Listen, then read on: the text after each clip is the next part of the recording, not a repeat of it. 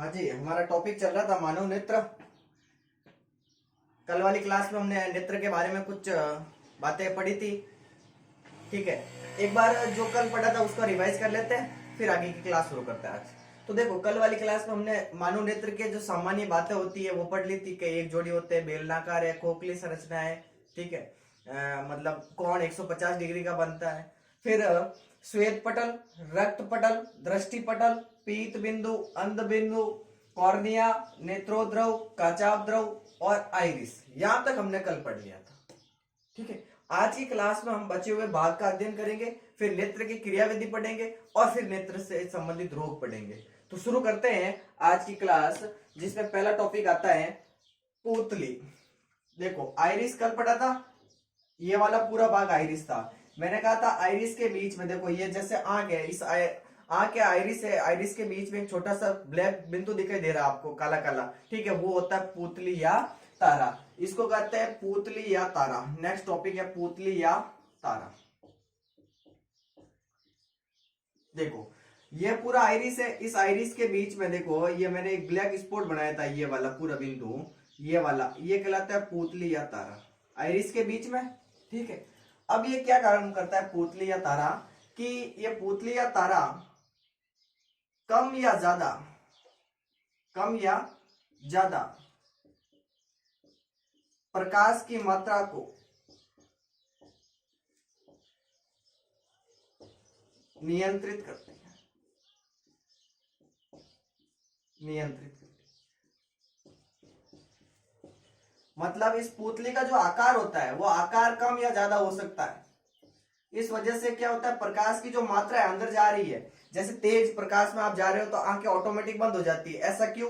अंधेरे में और ज्यादा आंखें खुल जाती है, अंधेरे में आप आंखें ऐसे खोल के देखते हो। ऐसा क्यों? मतलब पुतली को या तो आप संकरा कर रहे हो या उसको फैला रहे हो। ठीक है, तो ये सब इस पुतली के आकार में परिवर्तन होता है। क्यों होता है? ताकि प्रकाश की जो मात्रा है उस मात्रा को कंट्रोल कर सकते हैं। आंखों के अंदर जितना प्रकाश जा रहा है उसकी मात्रा को बराबर बनाए रखा जा सकता है इस पुतली या तारा के द्वारा। तो पुतली या तारा आइरिस के बीच में पाए जाने वाला एक रिक्त स्थान है, उसे पुतली या तारा कहते हैं। इस पुतली या तारा का जो आकार है, यह आकार कम या ज्यादा हो सकता है। ठीक है, कम कम होता है तेज प्रकाश में, अधिक कब होता है अंधेरे में अधिक होता है। तो यह सब काम पुतली के द्वारा होता है, और इस पुतली के द्वारा प्रकाश की जो किरणें आती है वो अंदर की ओर जाती है। ठीक है, कम या ज्यादा करके। ये बात पुतली या तारे में याद रखनी। अभी देखो, ये आइरिस था, आइरिस के अंदर पुतली या तारा होता है, और जस्ट इसके नीचे आइरिस के पीछे लेंस पाया जाता है, जिसको आप नेत्र लेंस कहते हो। अब इस लेंस के अंदर क्या क्या होता है वो देखते हैं। तो पुतली या तारा में दो बिंदु आप लिख लो कि आइरिस के बीच में पाए जाने वाला रिक्त स्थान पुतली या तारा कहलाता है। पुतली या तारे का आकार परिवर्तित होता है, जिससे प्रकाश की मात्रा को कम या ज्यादा करके नियंत्रित किया जा सकता है। ठीक है, ये बातें पुतली या तारे में याद रखनी है। दूसरी बात आपको पता होगी कि इस आइरिस के जस्ट पीछे पाया जाता है लेंस। क्या पाया जाता है? लेंस, लेंस पाया जाता है। पेन दूसरा लेते हैं, एक मिनट ना।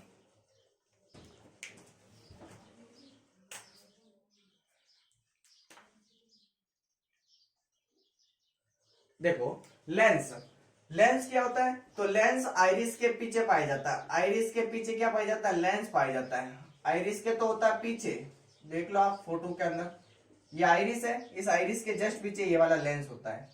ये लेंस है। हमारे नेत्र में कौन सा लेंस पाया जाता है? तो वो होता है उत्तल लेंस। कौन सा लेंस होता है? उत्तल लेंस होता है। और ये लेंस किसका बना होता है? एक उत्तक का, जिस उत्तक का नाम है जिलेटिन उत्तक। ये बातें आपको लेंस में याद रखनी है। लेंस, इस आइरिस के जस्ट पीछे लेंस पाया जाता है। ठीक है, कौन सा लेंस होता है हमारे अंदर? उत्तल लेंस होता है। किसका बना होता है? ये जिलेटिन उत्तक का बना होता है। ये आपको लेंस में याद रखना है। ठीक है, फिर इसके बाद में आता है टॉपिक नेत्रपेशिया, आई मसल्स। नेत्रपेशिया, सुनना, ये बिंदु इंपॉर्टेंट है।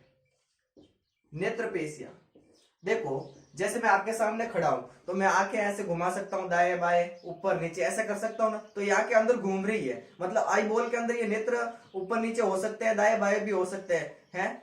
तो इनको ये गति यानी मूवमेंट कराने के लिए इनके अंदर पेशियां पाई जाती है। आंख के अंदर क्या पाई जाती है? पेशियां, उनको कहते हैं नेत्र पेशियां। और इनके अंदर कितनी पेशियां पाई जाती है? तो 6 पेशियां पाई जाती है जो आंख को ऊपर नीचे दाएं बाएं घुमाने में सहायता करती है। इन 6 में से 4 पेशियां होती है रिजु पेशियां, ये बात याद रखना, 4 पेशियां होती है रिजु पेशियां। अभी बताऊंगा चारों के नाम। 4 होती है रिजु पेशियां और 2 होती है तिरछी पेशियां। 2 पेशियां कौन सी होती है? तिरछी पेशियां।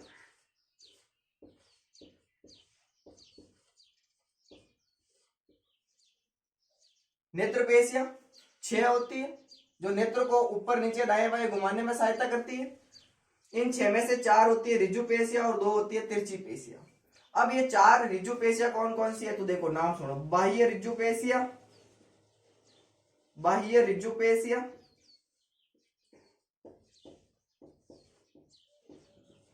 दूसरी होती है अंतरिजु पेशियां,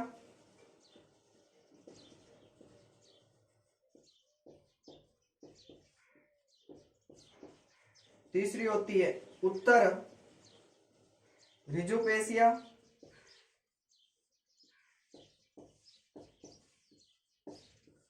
और चौथी होती है अधो रिजु पेशियां। ये 4 रिजु पेशियां, इन चारों के नाम आपको याद करने हैं। बाह्य रिजु पेशियां, अंतर रिजु पेशियां, उत्तर रिजु पेशियां और अधो रिजु पेशियां। तो 2 तिरछी पेशियां कौन कौन सी है? तो पहली है उत्तर तिरछी पेशियां, बाटो दे कह रहे हैं वही जुआ। उत्तर तिरछी पेशियां, दूसरी होती है अधो तिरछी पेशियां।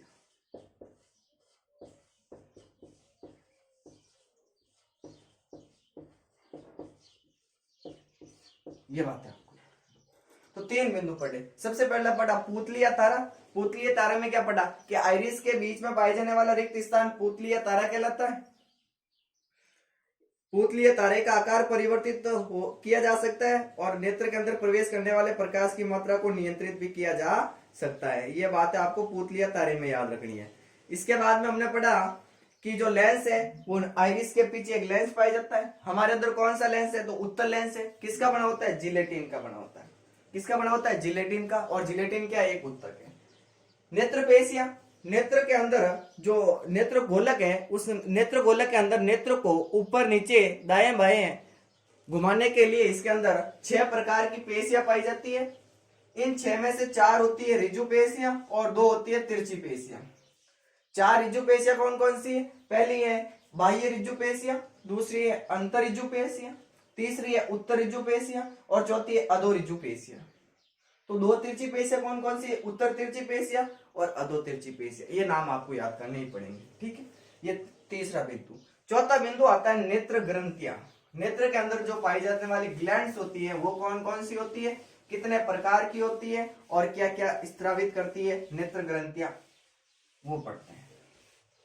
ये रफ कर लो थोड़ा। देखो नेक्स्ट बिंदु आता है नेत्र ग्रंथियां, आई ग्लैंड। नेत्र ग्रंथियां, हमारा जो नेत्र होता है उस नेत्र के अंदर 3 प्रकार की ग्रंथियां पाई जाती है। कितने प्रकार की ग्रंथियां होती है? 3 प्रकार की ग्रंथियां होती है। कौन कौन सी होती है? तो नाम लिखो पहले। मियोमियन ग्रंथियां, मियोमियन ग्रंथियां।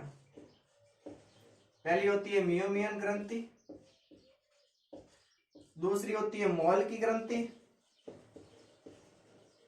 मॉल की ग्रंथि, और तीसरी होती है लैक्रिमल, लैक्रिमल या इसी का दूसरा नाम है अक्षु ग्रंथियां। अरे रोजना ओ आवे नहीं भेज वाला, अक्षु ग्रंथियां। ये नेत्र के अंदर पाई जाने वाली 3 ग्रंथियां है। कौन कौन सी है? मियोमियन ग्रंथि, मॉल की ग्रंथि और लैक्रिमल या अक्षु ग्रंथियां। ये 3 प्रकार की हमारे नेत्र के अंदर ग्लैंड्स पाई जाती है, ग्रंथियां पाई जाती है। मियोमियन ग्रंथियां कहाँ होती है इसके बारे में पहले पढ़ते हैं। तो ये जो हमारी पलकें होती है, आईलिड्स होते हैं, देखो ये पलकें होती है ना, ये पलकें ऊपर नीचे होती है, एक ऊपर वाली पलक, ये नीचे वाली पलक। तो ये पलकों के किनारों पर पाई जाती है। पलकों के किनारों यानी आईलिड इंग्लिश में कहे तो पलकों के किनारों पर पाई जाती है, पलकों के किनारों पर पाई जाती है। ठीक है, पलकों के ये किनारे पर पाई जाती है और ये तेलीय पदार्थ निकालती है, ऑयली पदार्थ निकालती है, तेलीय पदार्थ निकालती है।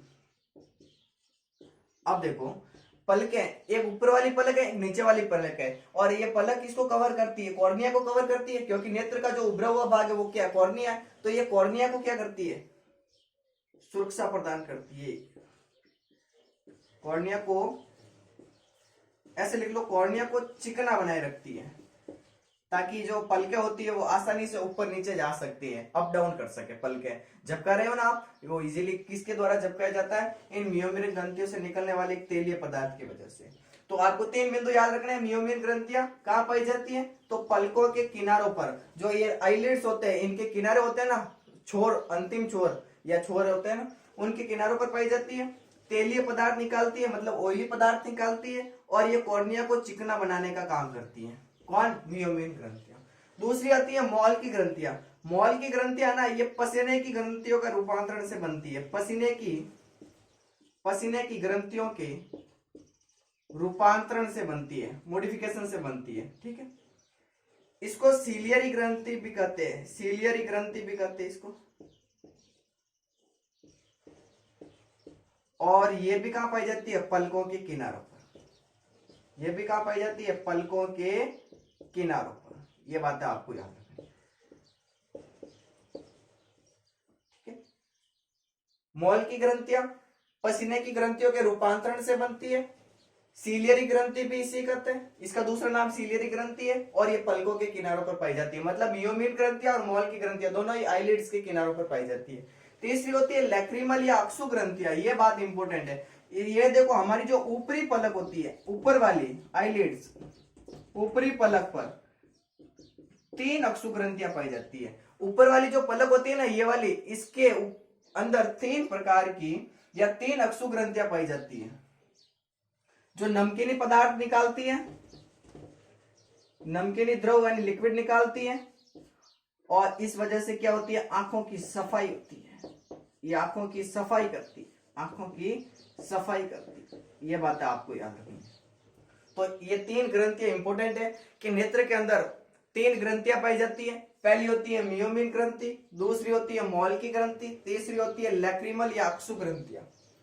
मियोमिन ग्रंथियां कहां पाई जाती है, पलकों के किनारों पर। मॉल की ग्रंथियां भी कहां है, पलकों के किनारों पर।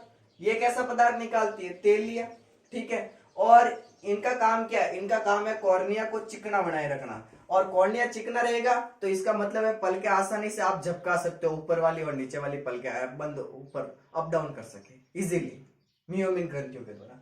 मॉल की ग्रंथियों का दूसरा नाम है सीलियरी ग्रंथियां। ये भी पलकों के किनारों पर पाई जाती है, और ये पसीने के ग्रंथियों के रूपांतरण से बनती है। तीसरी आती है लैक्रिमल ग्रंथि। ये याद रखना, ये सिर्फ ऊपरी पलक में, ऊपर वाली जो आईलिड्स होती है ना, ये ऊपर वाली इसके अंदर होती है, 3 होती है। नमकीन यानी नमकीन वाला द्रव निकालती है, जिससे आंखों की सफाई होती है, ठीक है। ये वाली बातें आपको नेत्र ग्रंथियों में याद रखनी है। इसके बाद में आती है नेत्र की जो क्रियाविधि है, मैकेनिज्म है, कि कोई भी वस्तु है आप देख रहे हो, वो आपको कैसे दिखाई देती है, किस प्रकार से नेत्र काम करता है, उसकी क्रियाविधि पढ़ते हैं। इसके बाद में हम पढ़ेंगे नेत्र से संबंधित होने वाले रोग। एक बार मैं वापस पूरा दोहराऊंगा, अभी आपको अगर समझ में नहीं आ रहा तो पहले कल वाली क्लास देखो, ताकि इजीली समझ में आ जाए। देखो, नेत्र की क्रियाविधि पढ़ते हैं, मैकेनिज्म। तो देखो, मैं आपको एक बार बता देता हूं कि जैसे ये एक नेत्र है और इसके सामने ये कोई एक वस्तु है। जैसे मान लो कि ये एक फूल है, ठीक है, ये फूल है। अब हमें ये फूल कैसे दिखाई देता है, उसकी क्रियाविधि देखो, सुनो। मान लो ये फूल है, इस फूल से जो परावर्तित प्रकाश है, फूल क्या एक वस्तु है, हम यहाँ पर समझने के लिए फूल ले रहे हैं। फूल क्या एक वस्तु है, और इससे जो परावर्तित प्रकाश है, परावर्तित प्रकाश, इस परावर्तित प्रकाश से क्या होता है कि ये जो परावर्तित प्रकाश आ रहा है, ये कहां जाएगा, कॉर्निया पर जाएगा। कॉर्निया से कहां जाएगा, आइरिस के ऊपर जाएगा, ठीक है। अब ये आइरिस के ऊपर जाएगा। आइरिस के बाद में क्या आता है, पुतली आती है। पुतली क्या करती है, इस प्रकाश को, प्रकाश की मात्रा को क्या करती है, कंट्रोल करती है। कम है तो ज्यादा फैलाने का काम करेगी, और अगर ज्यादा है तो कम करने का प्रयास करेगी। तो ये जो पुतली से प्रकाश इस वस्तु का जा रहा है, जो परावर्तित प्रकाश, ये प्रकाश कहाँ जाएगा, सीधे के सीधे रेटिना के ऊपर, और रेटिना के ऊपर ही तो प्रतिबिंब बनता है। तो ये नेत्र की क्रियाविधि है। इजीली भाषा में बता दिया मैंने। देखो कोई भी वस्तु है, उस वस्तु से जो परावर्तित प्रकाश है वो कॉर्निया से होते हुए कहा जाएगा आइरिस पर, आइरिस से कहा जाएगा पुतली पर। पुतली क्या करती है, प्रकाश की मात्रा को नियंत्रित करती है। मतलब अगर प्रकाश तेज आ रहा है तो उसको क्या करती है, कम करने का काम करती है, अगर कम आ रहा है तो उसको फैलाने का काम करती है। और ये प्रकाश सीधे के सीधे जो परावर्तित प्रकाश है ये कहा जाएगा रेटिना के ऊपर। और कल हमने पढ़ा था कि रेटिना या दृष्टि पटल के ऊपर ही क्या बनता है, वस्तु का प्रतिबिंब बनता है। तो यहाँ पर जो प्रतिबिंब बनता है, फिर प्रतिबिंब तो यहाँ पर बन गया, फिर हमें कैसे पता है कि ये फूली है? तो ये बात क्या होती है कि जब दृष्टि पटल है, इस दृष्टि पटल के नीचे देखो आप, यहाँ पर ये संवेदी तंत्रिकाएं निकलती है, जो सब मिलकर क्या बनाती है, दृक तंत्रिकाएं। तो यहाँ पर जो ये प्रतिबिंब बना है, जो इमेज यानी जो फोटो बनी है, ये फोटो दृक तंत्रिकाओं के द्वारा संकेत कहाँ लेके जाती है, मस्तिष्क यानी ब्रेन के अंदर लेके जाती है। और मस्तिष्क इसको जांचता है, इसको समझता है, फिर जाकर ये आपको वस्तु दिखाई देती है कि हाँ भाई साहब आपने जो देखा है वो फूली है। ठीक है, तो नेत्र की क्रियाविधि है। तो आप अगर विज्ञान की भाषा में लिखना चाहो तो कैसे लिखोगे, वस्तु से परावर्तित प्रकाश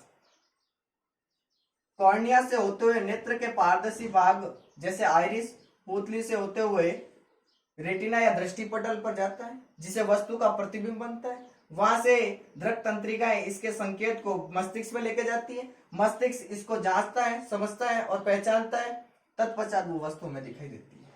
ठीक है, सीधा सीधा यही याद रखना कि एक वस्तु है, जैसे मैं आपको बताऊं ये मार्कर है, इस मार्कर से जो परावर्तित प्रकाश है वो मेरी आंखों में आएगा, आंखों से कहा जाएगा पहले कॉर्निया में, कॉर्निया से कहा जाएगा आइरिस में, आइरिस से कहा जाएगा पुतली में। ठीक है, पुतली से कहा जाएगा प्रकाश रेटिना के ऊपर, क्योंकि प्रतिबिंब कहाँ बनता है, रेटिना के ऊपर ही तो बनता है। तो रेटिना के ऊपर तो इमेज तो बढ़ गई है, लेकिन अब मुझे कैसे पता है कि ये मार्कर ही है, तो इसका जो संकेत है, जो ये मार्कर है, जो ये प्रतिबिंब है, इस प्रतिबिंब की जो इमेज बन रही है, इससे संवेदी तंत्रिकाएं जो मिलकर एक क्या बनाती है, दृक तंत्रिकाएं। ये दृक तंत्रिका इस संकेत को क्या लेके आती है, मस्तिष्क में, मस्तिष्क इसको जांचता है, समझता है, पहचानता है, फिर ऑर्डर देता है, ताकि फिर पता चलता है कि हाँ ये वस्तु क्या है, मार्कर है। ये नेत्र की क्रियाविधि है। समझ में आ रहा है?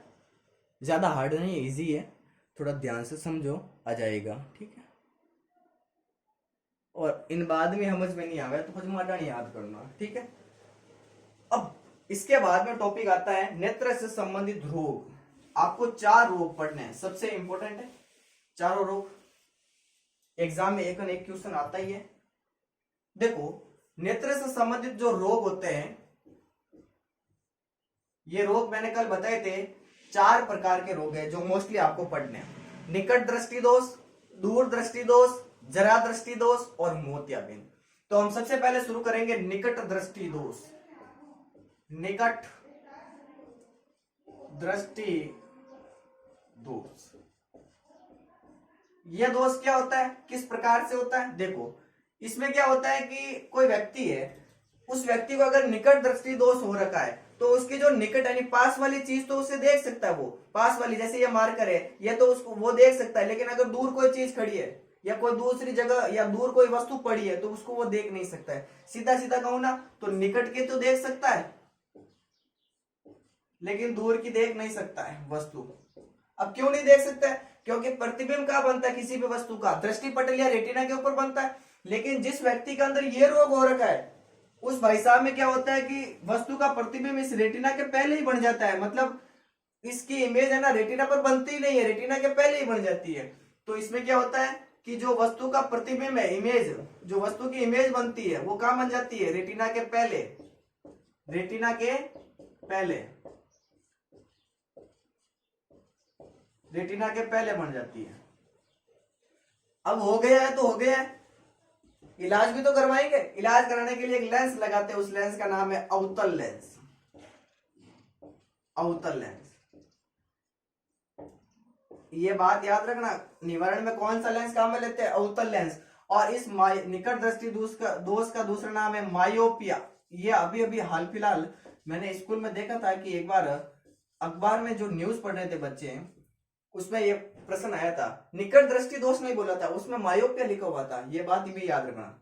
निकट दृष्टि दोष को मायोपिया कहते हैं, जबकि दूर दृष्टि दोष को हाइपरमेट्रोपिया कहते हैं।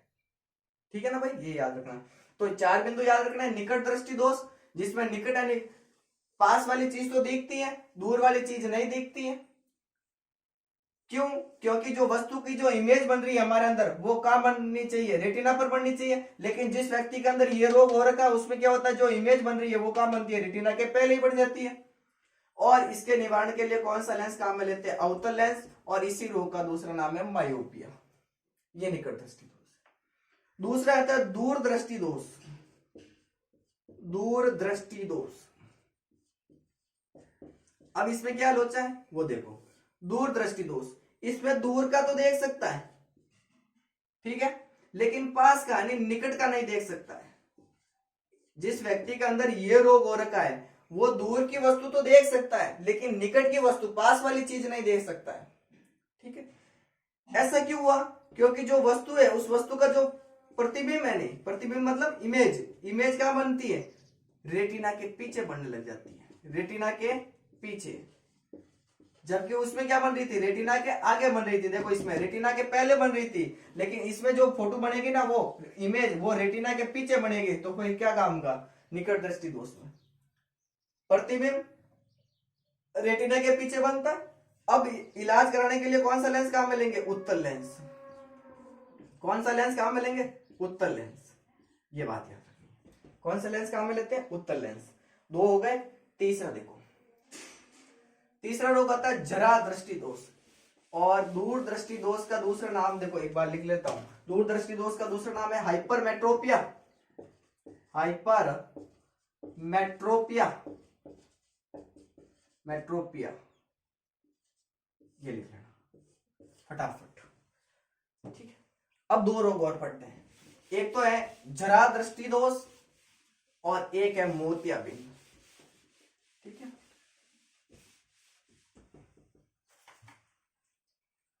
तीसरा रोग आता है जरा दृष्टि दोष।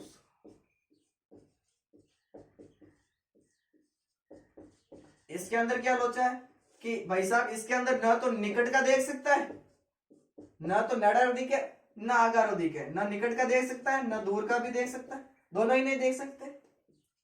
तो इनके लिए जो इलाज करने के लिए जो लेंस काम में लेते हैं, वो लेंस आता है बेलनाकार लेंस। बेलनाकार लेंस, इतना याद रखना है इसमें। और लास्ट रोग आता है मोतियाबिंद। मोतियाबिंद ये क्या होता है कि उम्र बढ़ती है, जैसे जैसे व्यक्ति की उम्र बढ़ती है, वैसे वैसे क्या होता है कि जो लेंस होता है, इस लेंस का लचीलापन हो जाता है कम। इस वजह से ये मोतियाबिंद रोग होता है, वो देख नहीं पाते हैं। और इनके अंदर जो ऑपरेशन करते हैं, उनमें शल्य चिकित्सा के द्वारा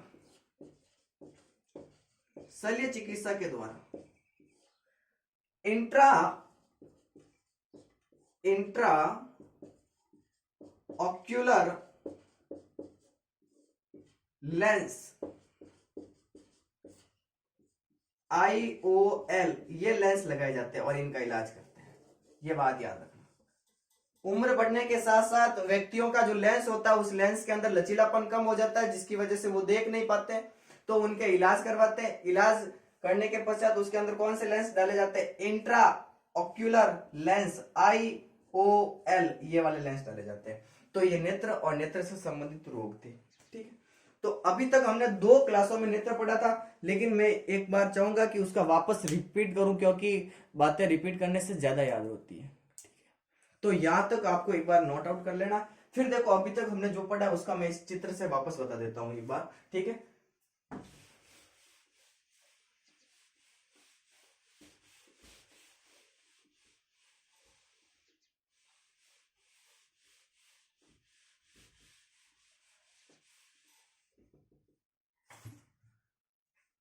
देखो डायग्राम से ही देखेंगे आप।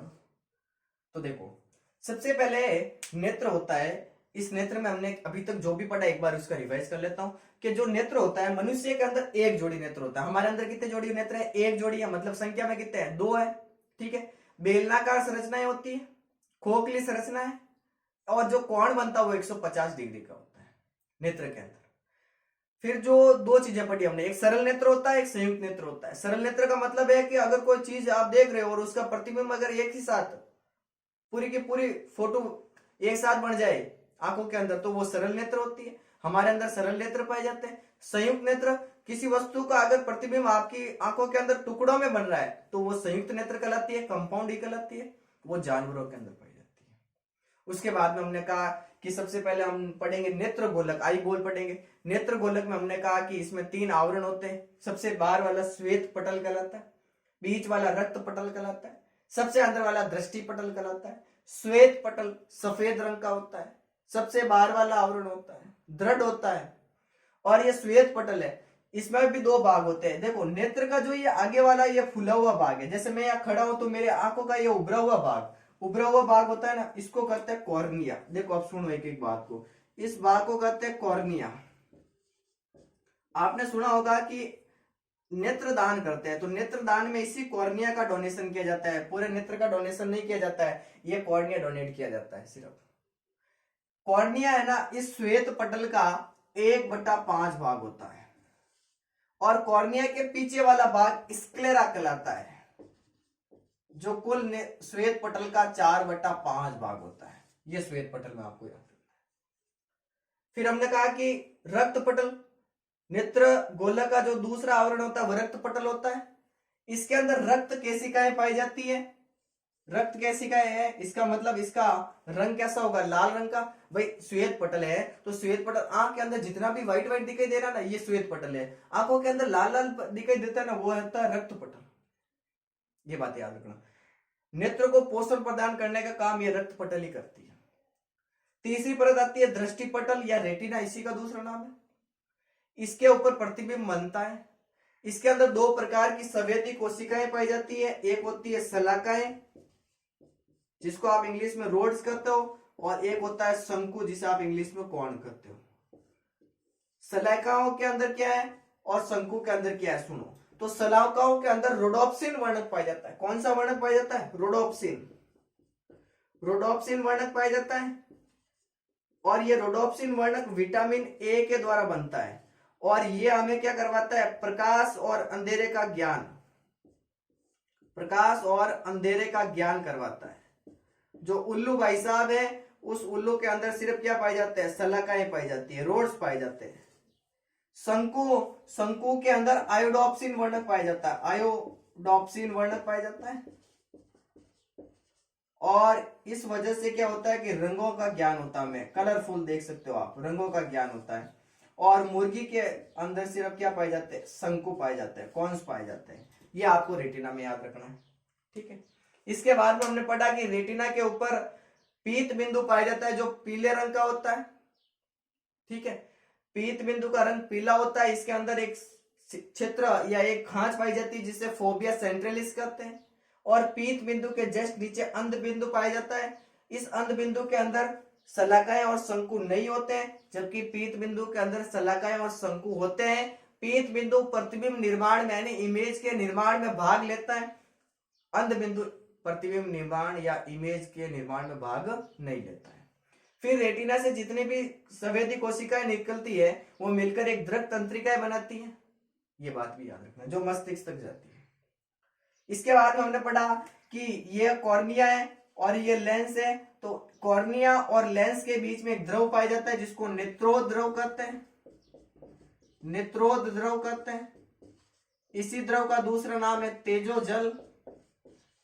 ये जो द्रव होता है, ये द्रव क्या करता है, इस कॉर्निया को पोषण प्रदान करता है, न्यूट्रिएंट प्रदान करता है।